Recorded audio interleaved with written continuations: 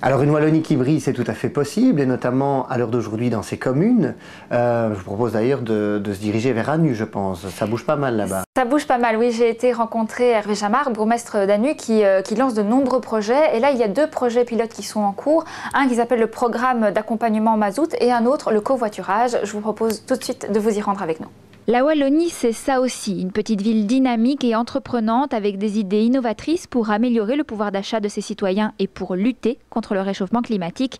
À Anu, Hervé Jamard a lancé 2 projets pilotes. Le premier, le programme d'accompagnement mazout.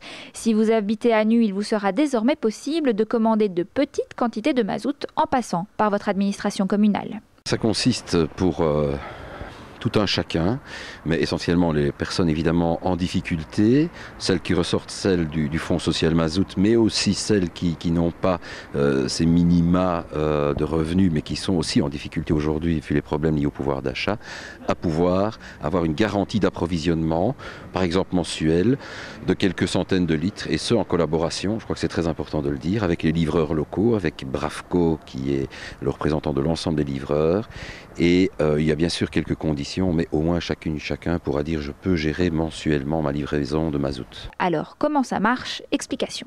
Ça marche très concrètement comme ceci. Il y a un numéro d'appel à la commune. La 3e semaine du mois, parce qu'il faut quand même un petit peu organiser les choses, pour les livreurs également, on peut dire j'ai besoin de 400 litres pour le mois prochain. Et bien sûr, l'obligation c'est de payer cash parce qu'il y a un minimum de confiance. Nous ne sommes pas un groupement d'achat, j'insiste pour le dire. Un projet accueilli avec enthousiasme du côté des fournisseurs. Ici, on répond en tout point à l'attente du consommateur par la possibilité de lui apporter des petites livraisons en petite quantité. Quelque part, c'est un système de mensualisation, de paiement échelonné, mais basé sur le volume et non pas sur la quantité. Deuxième projet innovateur à Anu, le covoiturage, organisé et centralisé par l'administration communale. Comment organisons-nous ça? On a un site ouvert au niveau de la ville, un site internet, les gens s'inscrivent, nous organisons très régulièrement des réunions, si je puis dire, de rencontres pour que les gens organisent et s'organisent leur voyage. Ça peut aller jusqu'à 200 € d'épargne, imaginez-vous, par mois, par personne qui pratique le covoiturage. Et ça a pris une certaine ampleur et beaucoup de gens ont apporté plein d'idées, notamment le fait de mettre des taxi-stop covoiturage labellisés à nu.